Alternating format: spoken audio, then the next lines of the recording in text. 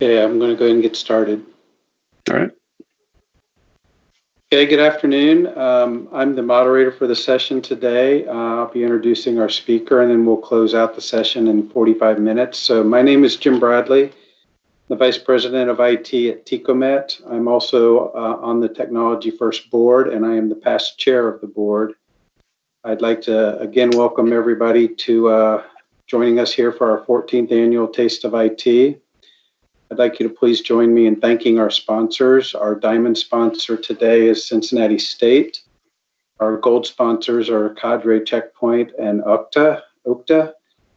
Our bronze sponsors are 8451, ComSpark CDO, CyberRabbit, Dell, Exagrid, Extreme Networks, Franklin University, Gigamon, Nexigen, Sinclair, and Smart Data. Would also like to thank our annual partners, ATC, Affidance, CareSource, Cincinnati Bell, Google, Round Tower, University of Dayton, Wright State University, and Uptime. We could not do this without your support, so thank you. I'd like to introduce Aaron Koppel today. He is the founder and CEO of Project Brilliant, a consulting firm focused on agile training, coaching, and transformation. Aaron holds an MBA from Indiana University and is one of only 45 people worldwide to achieve the top 2 Scrum Alliance certifications of Certified Enterprise Coach and Scrum Certified Trainer. Aaron offers agile-focused certification workshops virtually as well as in person in Indianapolis, Pittsburgh, and Cincinnati. Join me in welcoming Aaron Koppel, Project Brilliant LLC, as he discusses shifting culture through leadership agility. Take it away, Aaron. All right. Appreciate it. Thanks a lot. So great to be here. Hoping this session has some interest for you in terms of agile transformation, starting to think about how to get there, right? So we talk a lot about agile transformations being about culture change. And so that's, one of the things that we run into a lot is just trying to make sure from the start, we understand what we're trying to accomplish with Agile in the first place. And so, a lot of organizations get into Agile to just try to get things done faster. And that's not really what Agile is about. And so, to start off with, Agile really is about being able to adapt to change better, not getting more work done faster. So, as long as you're getting into it for that reason, that can make a whole lot of sense for your organization to try to be able to adapt. And of course, over the last 9 months, we've all seen a need to adapt rapidly, right? Pretty fast, and to make change in our organizations, to be able to deal with market change and shifting needs of our employees and our customers and vendors and partners and all those kind of things. So part of what we're talking about today is how to identify where is your culture and where do we want it to shift in order for us to be more effective in the future. And so what we're going to cover today in a quick 45-minute session is a little bit of a snippet of what I do as my 2-day Agile leadership class. And actually, I'm right in the middle of that today and tomorrow. I'm actually taking our lunch break a little bit late to give this talk and then back into our leadership class again that we've been doing virtually since March. It's been pretty well received. So just going to give you a flavor for that, give you some high-level information about culture and how leadership plays into making that change for an Agile transformation. So if you want to take some notes, grab a piece of paper and maybe jot some of these things down and be drawing on this flip chart behind me. So my training is just like this talk, no slides.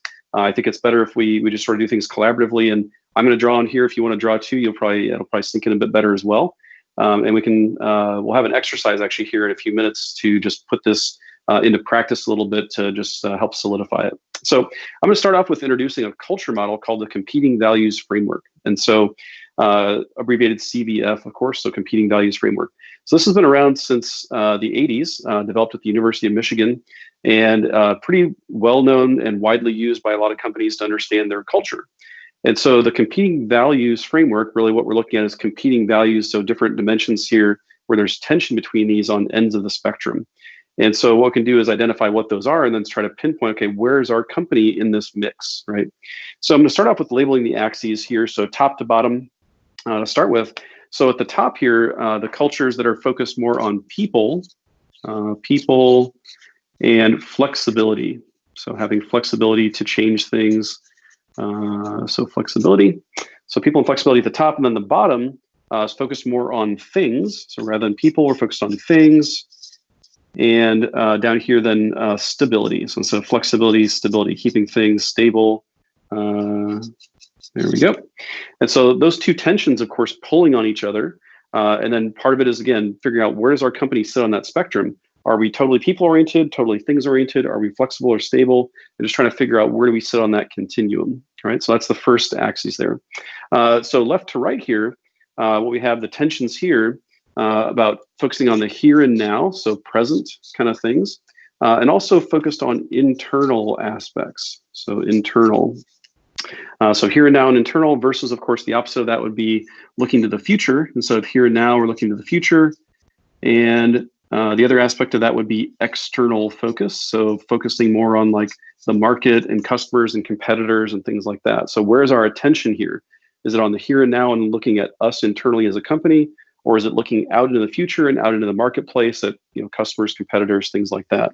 So again, those two tensions on the end of the spectrum here, and again, figuring out where do we sit on that spectrum in our culture, in our company, right? So are we more towards market focus and future looking visionary kind of stuff, or are we over here more focused on trying to get things internally figured out and focus on the here and now and try to solve current situations?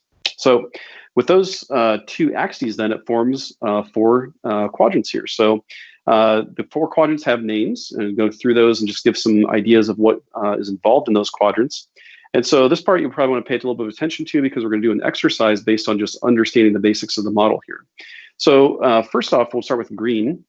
And in green, this is the create quadrant.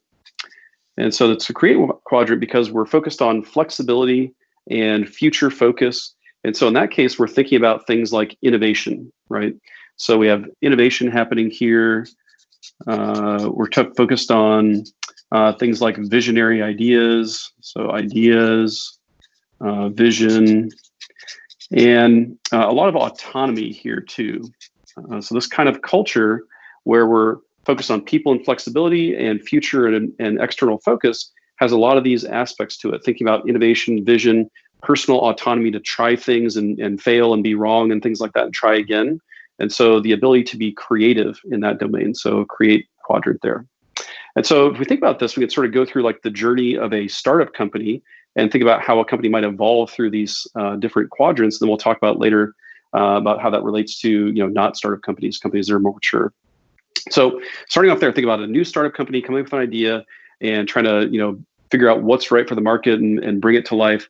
And so at some point they probably got like venture capital or something, and those venture capitalists say, hey, all this ideation is interesting, but when are you going to build a product and start making money? So that's when we start shifting down here, going from the people and flexible part to more things. We're trying to productize this idea. And so we actually call this the compete quadrant. So we're trying to take that idea and start competing in the marketplace, bring it to life, productize it, start competing against our competitors out there, and start taking advantage of opportunities in the market to attract customers and drive revenue and things like that. So there's a lot of focus on winning here. So we want to win. We want to be the best. It's often an intense place. So we're really laser focused on getting results, that kind of stuff, and focus on the market, of course, market and customers and things like that. So customer focus. So cultures that are down here, of course, like sales-oriented cultures, trying to bring products to life, product management, looking at external factors like customers, right? So going on our startup journey from initial idea to let's productize it and make money. And then oftentimes we get running so fast if we have a product that the customers like, we're just trying to satisfy customer needs and really going fast. And some of the things that start to suffer might be our processes, control aspects. We might be growing so fast that we get out of control. And so what we do then is start looking internally and saying, okay, this stuff's all great, but how do we make sure that we don't fall apart? Let's get some stability here and control. So we call this the control quadrant. And our focus here are things like standards. So standards and process, developing maybe an organizational hierarchy so we can start managing people. And a focus on quality as well. So making sure that what we're building is actually, of quality, and it's going to be, up to par and expectations of the marketplace out there as well. And often a very meticulous culture. Meticulous. And focused on things like structure as well. So putting in place good structures, good lasting structures there. And so again, thinking about our journey through our startup company idea, start productizing it, competing, then start getting some control mechanisms so we can start having some stable long-term company here. So we're focused inward here, but still on stability and things. And then sometimes what happens is our company gets a bit stodgy. We're too focused then maybe on these standards and process and hierarchy and things like that. And what we want to do is start thinking about the longer term in terms of how do we start building a company that people really want to enjoy and be around and become one of those greatest places to work in our area. And so that's where we shift up to the top again towards people, but still focused on internal. And we call this the collaborate quadrant. So abbreviate collab. And what we're looking for here, more of like a family-oriented environment. So family-oriented environment, looking at things where we're more supportive of each other as people. We're more inclusive of like ideas, making sure we don't leave everyone behind, that kind of stuff. And a bit more social, might be more celebrations and, think about people's birthdays and things like that. So more of a social aspect to it. And a bit more, just sort of a family, a collaborative sort of cohort or clan or things like that, where we can all be together and start, being more personal to each other. And so you think about the journey there again of the startup. So idea, productizing it, gaining stability and structure, and then making it a great place to work where people want to be here for the long term. That's the idea. And so just thinking about that kind of journey, of course, this doesn't apply just to startups. It's every company has aspects of all four of these quadrants. It's just a matter of how much, right? So every company has all four of these. It's just to what degree. And so that's something we'll think about here in a little bit as we do an exercise. But just wanted to introduce this model here. I'm going to add one more layer of complexity to it, is the cross dimensions here. So we've got the four quadrants with the top, bottom, left, right axes. Now let's think about the cross dimensions here. So I'm going to start with from here going across from green to red.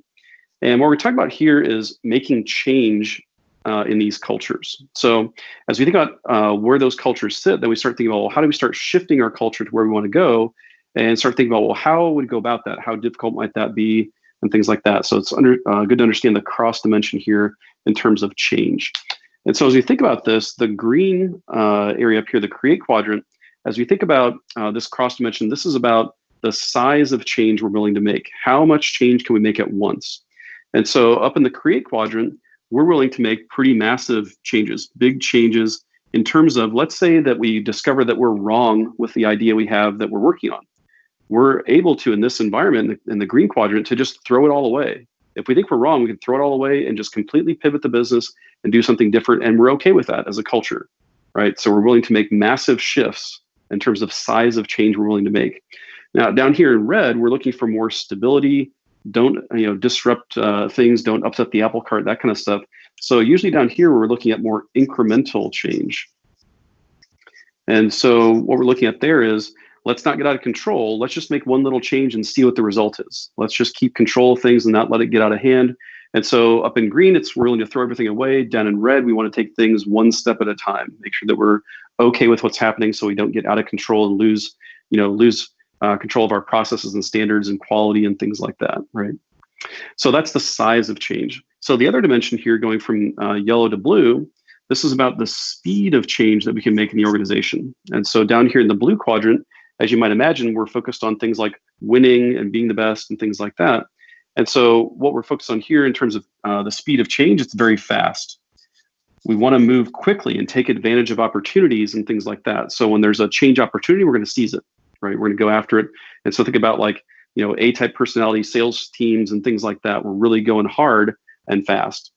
And the opposite end of that, though, the other competing value in this tension is the yellow quadrant. We don't want to leave anyone behind.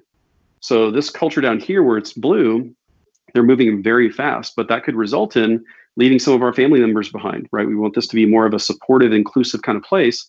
And if we go too fast, some people might get uncomfortable. They might understand what's going on. We want to move at a more logical pace here. So not too fast. We want this to be more thoughtful, but lasting change. And so the speed at which we're going to move is only to the degree that we think that we're comfortable that this is a meaningful long-term kind of change. And if that's the case, then we're okay with doing it, but we don't want to get too fast, right? That's the idea. All right, so with that, that gives you a quick overview here of the competing values framework. And so what we want to do now is a little exercise online. So for our participants, I'm going to throw a link in the chat out there on the Taste of IT site. And so this is a link to a Mural board. And so Mural is basically an online collaboration platform. And so what you're going to see when you go there is, sharing my screen here, you're going to see this. And so this is called the culture game. And so what we're looking at here is the 4 quadrants that I just described. And so what I'm going to ask you to do, for those that are able to, click on that link. You can go to this site. It'll allow you in as a visitor. And then you can basically grab some of these things and try to place them in the quadrants. So what you want to do is just grab one. So for example, I'm going to grab this one that says standard operating procedures. And what I'm going to do is try to figure out, does this belong in the yellow collab quadrant, green create, blue compete, or red control? So this one, I would say standard operating procedures is probably an internal thing focused on standards and process. So I probably put it in red, all right? So for those that are in here, feel free to go in there, grab some of these items and try to move them around into which quadrant you think they belong to. That'll help you just get a bit more familiar with the model and help understand it a bit better. So let me give a few minutes to let people go ahead and do that. And feel free to move around as many as you can into those areas. I see a couple people in there already, which is great. So hopefully get a chance to move those things around, just understand how these things fit in the model. And of course, you can keep an eye on the diagram behind me if you need more detail or just want to reference that for where those things might go. So give you a chance to think about those a bit. Grab any one of them and stick it where you think it might go. And of course, no wrong answers. Feel free to just move things around, and you can throw some questions in the chat if you want to about if you're not quite sure where things might go. We can definitely throw those in the chat. We can talk about it. Let's see some good activity there.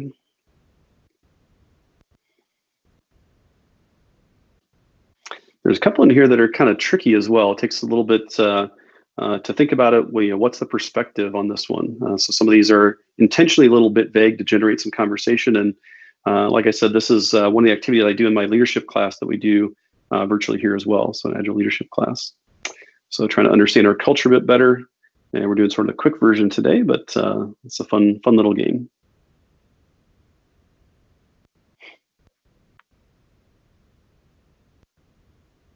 I can imagine a lot of you will see different pieces of the puzzle here that you recognize are probably a pretty heavy part of your culture, right? So if you're in a company that's sort of on cutting edge, you're going to see some visionary aspects and pursuing possibilities. If you're maybe in more of a medical device, pharma, insurance, oftentimes more about risk management and process and quality and things like that.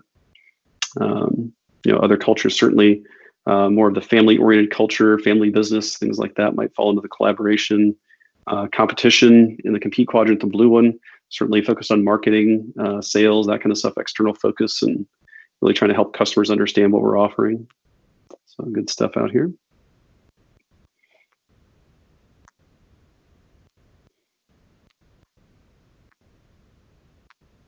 All right. So just give a minute or two more, let people have a look here. I'm just going to show it back on the screen. I'm realizing for people that are probably watching this on recording later, they probably won't be able to see that unless I share my screen. So let me do that real quick and see what's going on. And so getting some of these different aspects moved into the quadrants, which is great. Just starting to understand this model a bit better.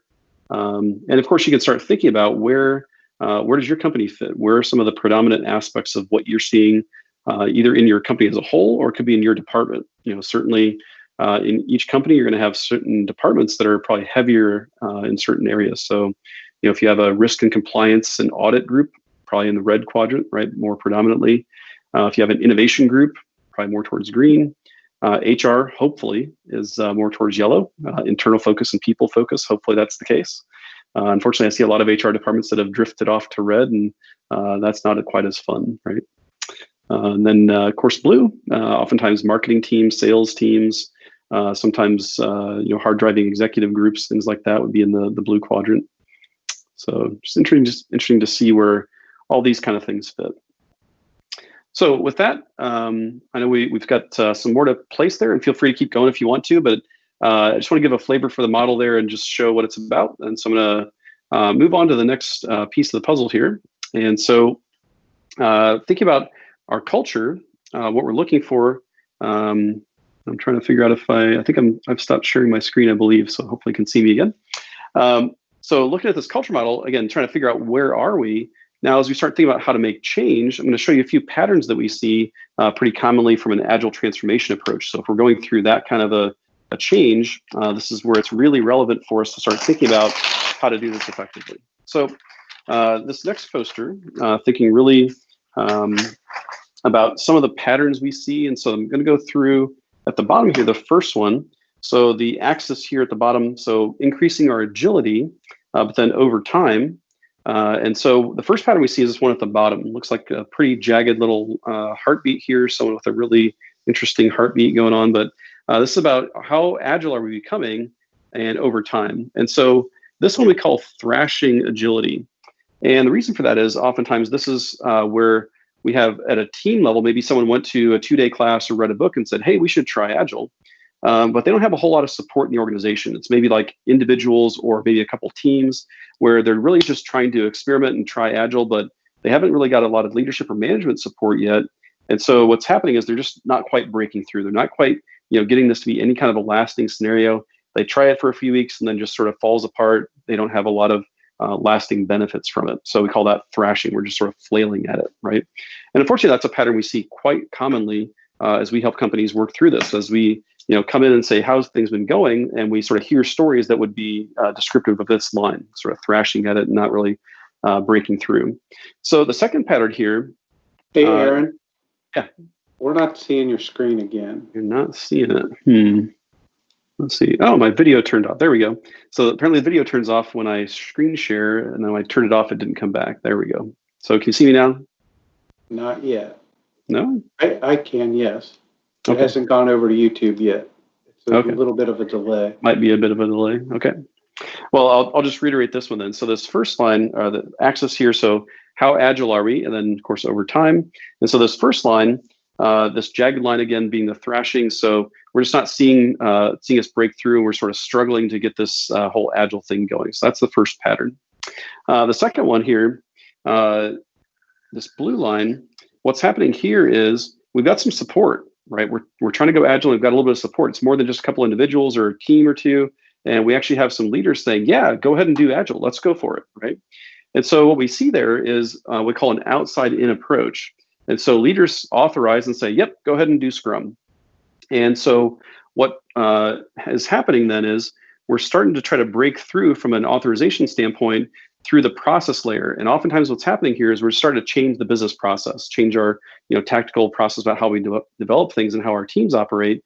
And so what happens though is we don't quite break through the deeper issues. We start changing surface level things, and we start seeing a lot of benefit. We start getting agility happening and pretty quickly, right? So we start changing process, and that can happen very quickly. But unfortunately, it's not lasting change because we haven't broken through all the old status quo stuff. So leaders say, yep, go ahead and do Scrum as long as you still get me my Gantt chart and my status reports every week and things like that. We're still managing people the same way. We're still budgeting the same way. We haven't changed anything meaningful other than the surface level process. So we see a lot of benefits of just starting to do Scrum, but as we start bumping into the barriers in the organization, things start to fall apart over time, and we call this limited agility. And the reason it's limited is it gets blocked. So it gets blocked by things like structures of the organization. So structures, policies about how we get work done, how we manage people, and then metrics we use to measure success. So metrics like being on time and on budget versus what in Agile we would think about more like, are we delivering value to the customer, right? On time and on budget's interesting, but are we actually building something someone wants? And so what we're looking at here is we're making surface level change that is easily reverted. And so that's a pretty common pattern as well, because oftentimes leaders don't fully understand what they need to do to help the situation. Or we've adopted a framework that doesn't allow us to do it, like SAFe, for example. SAFe, this is a pretty common pattern with SAFe, where it really addresses a lot of process stuff up front, but doesn't really address the deeper issues for lasting change. So oftentimes those kind of implementations get out of the gates pretty well, but then fade, unfortunately. And so, of course, we're looking at as these things get blocked by the current structures, policies, and metrics of the organization, and the benefits are very limited. They're short-term, kind of surface level benefits that eventually, of course, fade away, unfortunately. And so what we're looking for here to start making lasting change is start addressing the things in this gold layer around our culture. So things like structure, policy, metrics that will really help us make long-term lasting benefits and really see lasting change. So as we start thinking about that, the policies, structures, and metrics that really matter, again, things about how do we measure success? What metrics are we using to look at that? Are we focused on time and on budget or value? Are we focused on things like keeping people busy or actually producing done product increments we can deliver to the market and see what kind of feedback we can get, stuff like that. Structures of the organization. So those might be things like if we have a QA department and a development department, right? So what we want to start thinking about is how do we start getting that better aligned to a more agile-minded approach, which would be things like customer focus. No customer ever wanted testing or development. What they want is a working product. So can we start changing the structure of the organization to reflect our view of the customer and turn it into more of a product delivery department instead of two separate functional areas? And so those kind of things from a structures and metrics standpoint, policies about how we budget, how we manage people, things like that. Those are really the addressable issues that we want to start looking at to make lasting change. And so what we want to do then is start getting on a different line here. So we got the thrashing line, the limited line, and what we really want to do is try to find the lasting change line. And that looks something more like this. So it's a bit slower to get started, but what we're looking for is continuous, long-term, lasting change. We call this growing agility. And the way we get on that line is to start addressing and pulling our culture towards that direction. And so this color it green here, this green line is what we're looking for. It takes a bit more effort. It's longer term because we're addressing deeper issues. We're looking for lasting change and trying to address these mechanisms of structures, policies, and metrics. So as we think about culture being sort of the central point in the organization, all these protective barriers around it of structures, policies, and metrics can be used to help pull culture. Culture is a really hard thing to address directly, but if we understand more about culture, we can start affecting the things that really are closely associated with it. So our current status quo culture is really anchored by a lot of those policies, structures, and metrics. And the surrounding barrier process is really just surface level kind of stuff. And that's unfortunately oftentimes where companies will address their change management effort is at the process layer, that outer layer that's really easy to address. And of course, what we need to do is get deeper into these things that are much more closely associated with culture. So as we're looking at this from an agile perspective, what we want to do is start thinking about, okay, this culture that we're trying to create in the future, and coming back to our culture model, what kind of culture do we want to head towards? Is it collaborate, compete, control, create? Which way are we going here? And how do we start aligning our cultural values to the agile values? So we want to start aligning our culture to the direction we want to go. Where do we want to start pulling things based on these policy structures and metrics? What barriers do we have that we need to break, those old habits and old structures and things like that we need to start addressing and doing things differently? And then we just start building up the agile muscles. So build our agile muscles on what structures, policies, and metrics would make most sense for us to be able to continue to grow our agility over time. And so we call this the inside out approach, where we're, again, really addressing more the core issues that surround culture, right? So again, addressing culture directly is very difficult, but we can address those things that are the protective barrier around it. And so with that, I want to get to how do we as leaders then start addressing this? So this is great conceptually what we want to do and some examples of the kinds of things we want to address. But then as we start thinking about leadership and how do we actually start making it happen, I'm going to go into my last poster here about leadership agility and what that looks like. So we refer to a model called leadership agility. It's from a book by Bill Joyner. So it's written quite a while ago, more than 10 years ago, probably.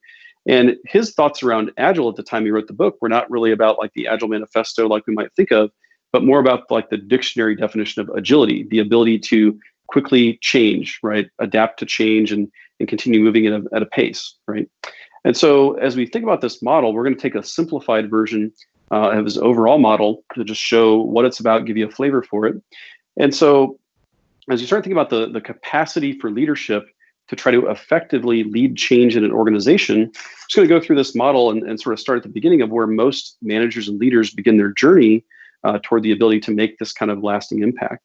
And so on the front end of this, we have what we call expert leadership. So expert leaders are typically It's typically the first stop on the journey of becoming a manager. And what's happening here is I was probably a developer, then I become the manager of developers. So I have expertise in the area in which I'm managing people, right? So it could be, of course, applied to I was a salesperson, become a sales manager, marketing person, become a marketing manager. So whatever expertise I've built up, I can start managing people in that area because I understand what their work looks like, how to get the job done. I can advise them and point them in the right direction, things like that. And so expert leadership has a certain capacity to be successful because I can directly understand how work should get done and how things should go, right, at a tactical level. So the focus there is much more on doing. So from a management perspective, I'm focused on helping people actually do the job and get work done. So the focus here is about the work itself, and usually very tactical. So here and now, that kind of stuff, getting this today's work or this week's work done. That's really the focus here. And so again, that's where most leaders, managers start their journey. We've got to have some expertise to build credibility that we know what we're talking about. We can actually manage a situation and manage people and help them be effective and things like that. But there's a limiting factor here because the expert leadership mindset and capacity is really short-term focused, here and now focused, and very tactical, right? And so as we start thinking about, okay, there's a bigger world out there, as we start thinking about how to achieve goals and initiatives and things like that, there's more capacity we need to build, more muscle we need to build around that as leaders. And so what we're doing is adding another layer around this. So we don't ever lose the expert level. What we're doing is building more capacity around it. So we call this the achiever leader. And the achiever leader is focused on not just doing, but starting to lead other people. And so the big leap here is I can start leading people whose job I don't understand fully, right? So in the expert mode, it's usually I'm going to manage people who I directly understand their work. If I was a developer, I can be a dev manager because I can develop or I can manage the people that did that work and understand it directly. But the achiever leader goes beyond that and can start leading and aligning people whose job they don't understand. So their focus then becomes more like projects and programs and bigger initiatives where I can motivate and align people. Even if I don't understand their job, I can help them understand how to align to my goal, get them on the right seats in the bus, that kind of stuff. And so this achiever leader, the focus then is more on, instead of just getting the work done, today it's about goals, trying to achieve goals and initiatives and get results, right? And going from tactical then to focused on more strategy. How do I set up a situation strategically so that we get the right people in the right seats in the bus to achieve the goal? That's the idea. And so again, this is focused not just on doing, but on leading. And this is where most organizations focus. So in terms of things like performance management, HR policies and things like that, most traditional organizations are focused on trying to find these achiever leaders and put them in positions of authority to help get stuff done, right? Let's go create an initiative, figure out what it is, and then get people lined up and just go, right, and achieve this thing.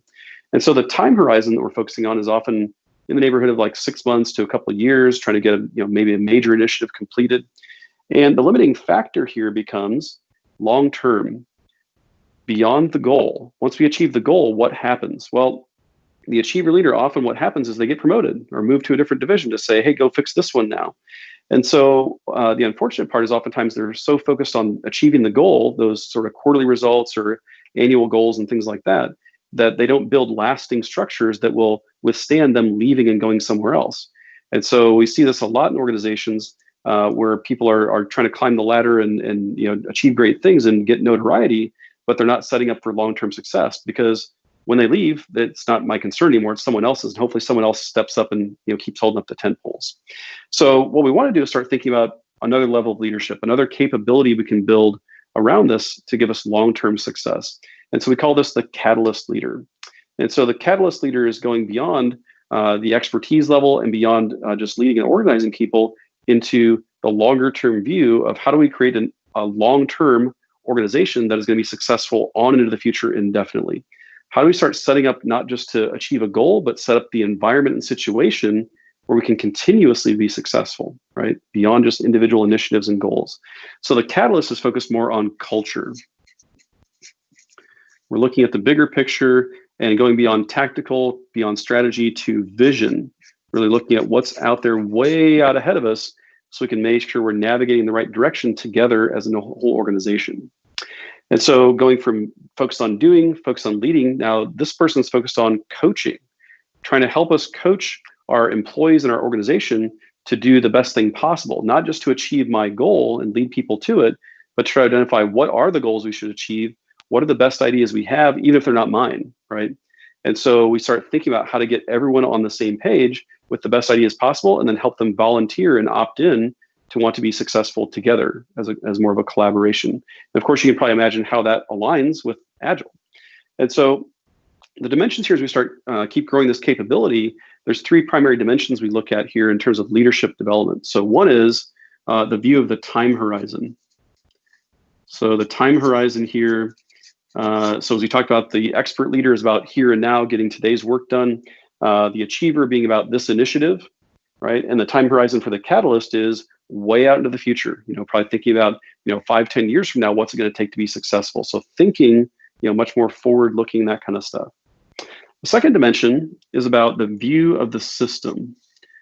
And when I say system, what I mean is the view of the organizational system, not just like an IT system, but a view of the organization like as an entity. And so what we're thinking about here, of course, the expert, the view of the world is sort of my team getting this, work done. The view of the achiever is probably the scope of my initiative, which could be a business unit or a department or something like that. And of course, for the catalyst, the view is well beyond that. It's at least our company, right? The whole company. How do we start thinking about things that will be beneficial for the whole company, but probably beyond that as well? Because guess what? We don't live in isolation. We're one part of a larger ecosystem. So the catalyst is not just thinking about our whole company, but the ecosystem. We have partners and vendors and customers and things like that we need to help understand how to be successful, because we are reliant on and dependent on those guys, and they're relying on us. So how do we start making this more of a win-win situation for all of us by thinking not just about us, but about the broader system of the world? And so the last thing here, and probably most important, gets into self-awareness and intent.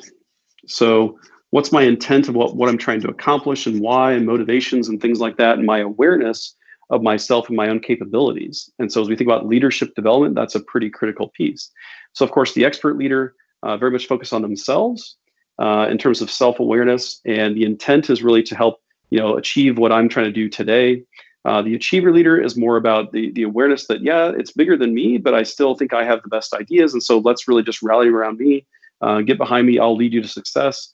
And that self-awareness may not be quite there to realize that I might be wrong, right? There's a bigger opportunity there to think about things more broadly from that perspective.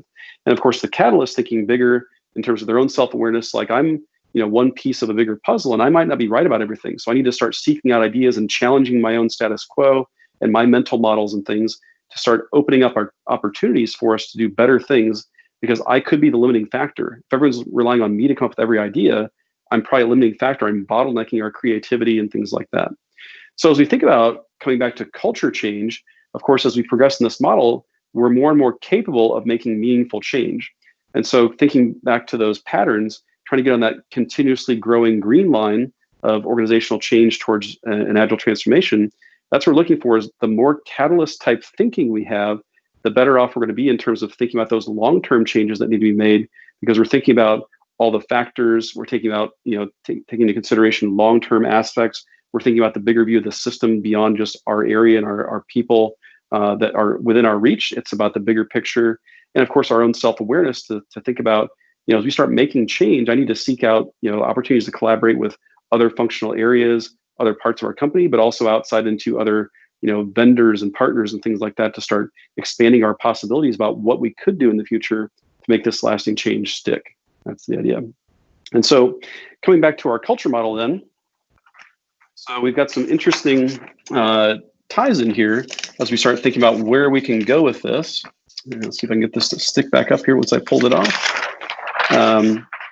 So we start understanding where's our culture today and where do we want it to be in the future, and think about how do leaders help us get there.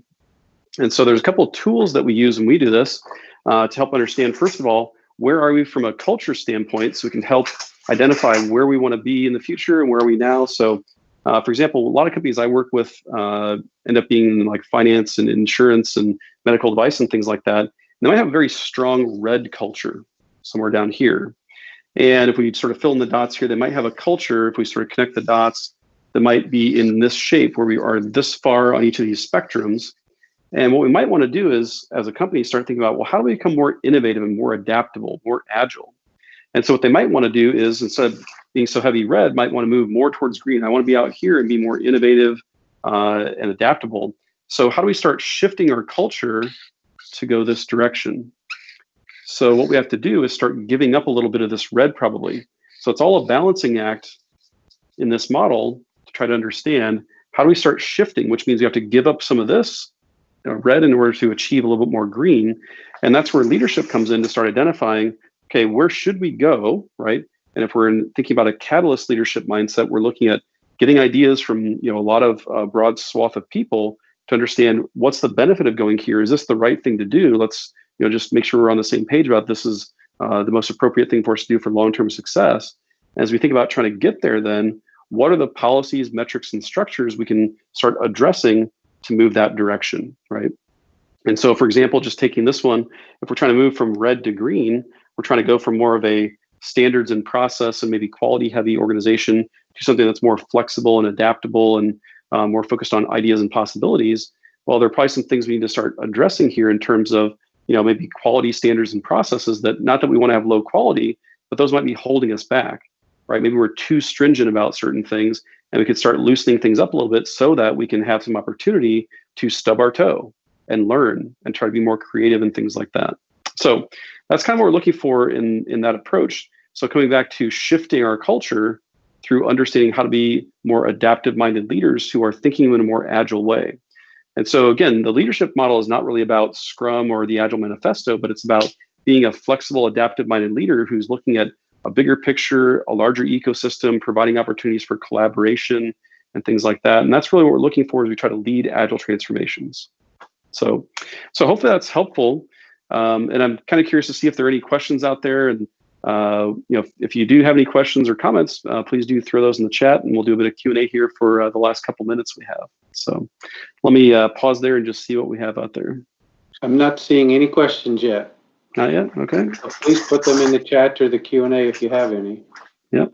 Like I said, this is the culture model has been around for quite a while, and so we use there's a tool that we offer with that as well to help large groups of the company, could be departments or the whole company, go through that tool and figure out where are we, where do we want to be, and that can help give some indicators for what we should do. And then the leadership model as well, that progression of expert to achiever to catalyst, we also have a tool we use for that to help understand where are you as a leader, where would you like to be, and how do you start making some changes in behavior and progressing in that leadership model as well. So if anyone's interested in those, feel free to shoot me a note or an email, and I'm just going to post my contact info in the chat as well. So if anyone's interested in reaching out, feel free, aaron@projectbrilliant.com. And like I said, we also do trainings, leadership training, agile leadership training through Scrum Alliance for certified agile leadership, and a few other things as well for Scrum Masters, product owners. And of course, we do a lot of coaching with organizations trying to work through all the stuff I just described. So I just want to mention that. And of course, if there are any questions, I'm happy to take those. Still not seeing any, but thank you, Aaron. This was amazing. Okay. Sure. I want to look more into this myself. Sure. Special thanks to Wright State, our featured sponsor for this session. Remember to complete the survey for each session by finding the link in My Agenda session descriptions. It's the same place where you click to join the session. By participating in the survey, you make your choice heard, and you are helping shape the future of technology events. Thank you for taking the time to fill out the survey. This concludes the executive track for the day. Feel free to tune into another track, visit exhibitors, or explore the event platform. Prize winners will be announced at 4:30. Video recordings of all sessions will be available after the event. And the game code for attending this session is the word agility. It's a good word. Still no questions, but thank you very much, Aaron, and thank you all for attending. Thanks, everyone. Have a good one.